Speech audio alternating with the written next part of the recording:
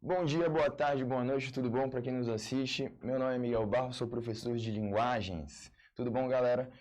Por que eu disse linguagens? Vamos prestar atenção nisso, porque exatamente nós estamos ressignificando a ideia do que antes vocês conheciam como língua portuguesa.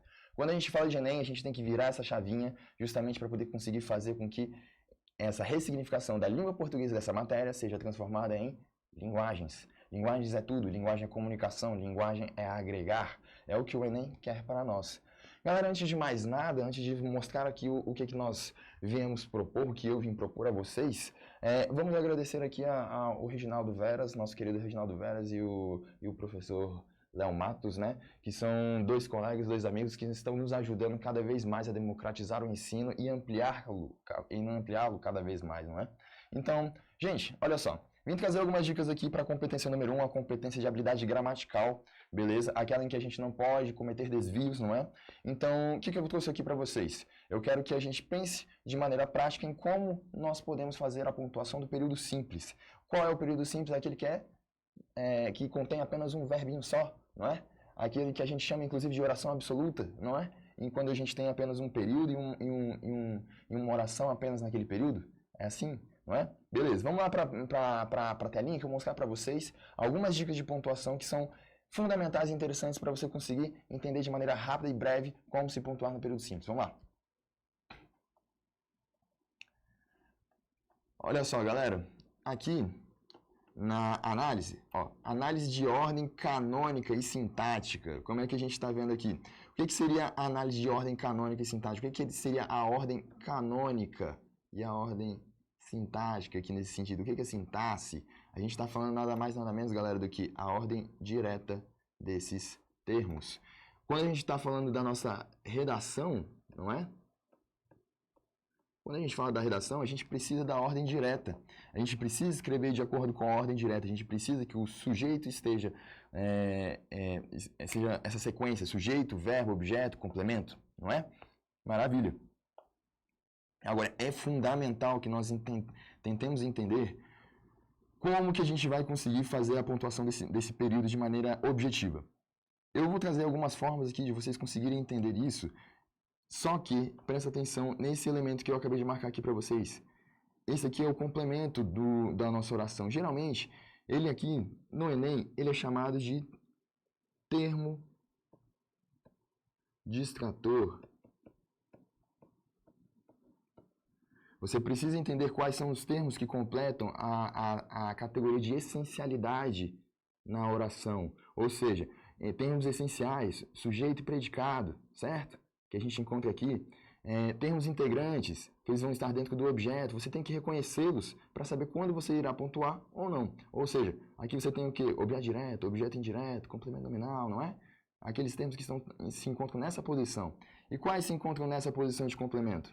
Normalmente, adjunto adverbial, aposto, não é? Quando a gente está falando essencialmente de sintaxe. Maravilha? Gente, olha só. Como que a gente pode fazer para poder fazer a pontuação desse período simples que eu mostrei aqui para vocês? Primeira coisa, é o básico do básico que a gramática fala para a gente. A gente pode colocar vírgula nessa posição? Não. Por quê? Porque a gramática fala que a gente não pode separar o sujeito do verbo. E entre o verbo e o objeto, a gente pode separar?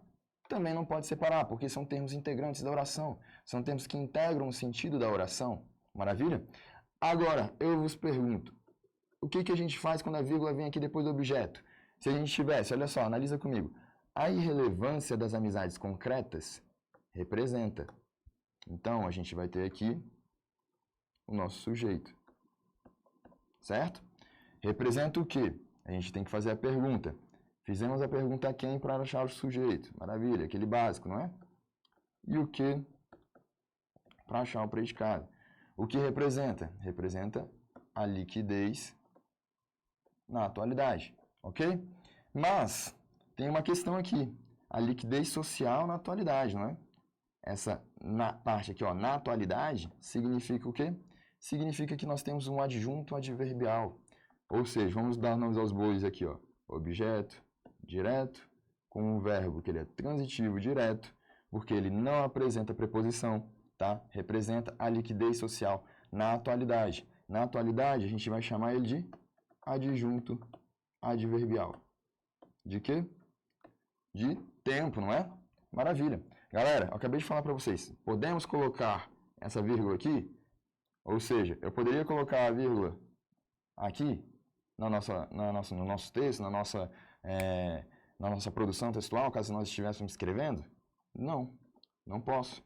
Por quê? Porque estou falando de ordem direta. A função do texto dissertativo argumentativo é referencial, ok? Então, o que acontece? Não posso quebrar a ordem direta. Mas, e se eu tivesse outro elemento complementar aqui? Ó, a irrelevância de amizades concretas representam a liquidez social na atualidade. Imagina que a gente tivesse no Brasil. Depois. Continuando a nossa oração. O que será que aconteceria? A gente teria que colocar a vírgula? Sim. Por quê? Por que a gente coloca essa vírgula aqui? Porque nós estamos fazendo enumeração de elementos. Ou seja, eu acabei de mostrar para vocês aqui um caso de vírgula, 2 casos de vírgula, 3 casos de vírgula, certo? 4 casos de vírgula, quando você não puder, o quarto caso de vírgula aqui, quando você, na verdade, né, não fizer a enumeração de elementos complementares, né? Ou seja, reconheça esses termos, saiba que você pode enumerá-los e aqui você vai conseguir entender pelo menos o básico e essencial dessa pontuação. Mas, né, vou aproveitar o ensejo aqui já para poder a gente conseguir para que eu possa mostrar a vocês a possibilidade de fazer com que esse adjunto adverbial ele seja deslocado na oração.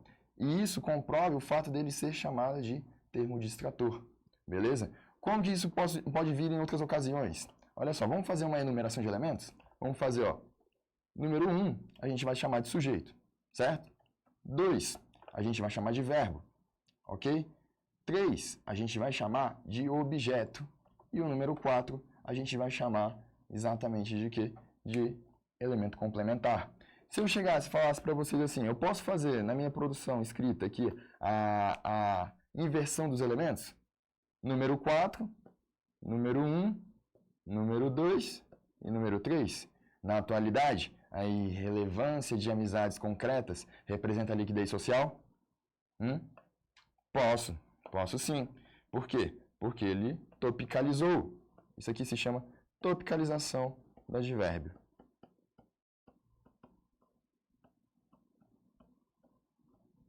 Ok? Olha só, outra posição que ele pode vir. Ele pode vir nessa posição de 1, 4, 2, 3. Pode. Mas aí a gente vai isolar ele por vírgulas, não é? Ó, a irrelevância de amizades concretas na atualidade representa a liquidez social. Ok? Pode? Pode sim. Vamos para o próximo. 1, 2, 4, 3. E aí? O que acontece? Isola novamente por vírgulas, não é? Ok, como é que ficaria? A irrelevância de amizades concretas representa, não é? Depois do verbo, ou depois do número 2, na atualidade, a liquidez social. Pode também? Ok. Então quer dizer que eu acabei de mostrar para vocês 1, 2, 3, 4 casos de vírgula, 5, 6, 7 casos de vírgula. Exatamente. Então são 7 casos de vírgula que nós acabamos de totalizar aqui em função do deslocamento do adjunto adverbial, ok? Do fato de não podermos separar sujeito de verbo, de não separarmos o verbo do objeto, de não separarmos a ordem direta em termos dissertativos argumentativos, beleza? Com função referencial, ou seja, função informativa, e a enumeração de elementos, né? Elementos complementares. Isso são boa parte das regras, tá? Pode voltar aqui para mim. Essas são boa parte das regras, né, que nós temos dentro da língua portuguesa em relação à questão de pontuação do período simples, ok? Onde nós podemos achar a pontuação ainda para pensarmos apenas em período simples, tá? No uso do vocativo, tá? Nas peculiaridades do aposto, que também é outro termo complementar que eu mostrei aqui para vocês. As peculiaridades do aposto, né, elas podem ser mais variadas no sentido de você ter um aposto explicativo, comparativo, enumerativo, e daí por diante. Enfim, são algumas características interessantes de alguns termos desses que são complementares, que eles sempre podem ser aprofundados, ok? Então, galera, essa aqui foi a dica que eu trouxe para vocês de pontuação no período simples, beleza? Essa dica ela é bem importante para você conseguir entender a essencialidade dos termos, né? Você entendendo a essencialidade desses termos, você vai poder, sim, ter já um olhar diferenciado para quando você analisa a oração, o que você escreve, ou inclusive também a parte da interpretação. Porque a gramática, ela é uma ferramenta dentro do Enem também. Ela é uma ferramenta que ajuda não só na competência 1, na competência escrita, como também ela é uma chave interpretativa, é uma chave de fendas que eu geralmente falo para meus alunos. Ela é uma chave de fendas que faz com que você consiga interpretar de maneira mais sólida, mais clara, consiga extrair elementos do texto que às vezes são essenciais ou não são essenciais, como é o caso desses elementos complementares. São muito importantes. Lembre-se sempre, tá? Sujeito, verbo, objeto são elementos primários, você presta atenção. No caso dos elementos complementares, são elementos secundários, então eles ficam em segunda instância, tá? Para você poder conseguir olhar, beleza? Valeu, galera. Precisando, estamos aqui.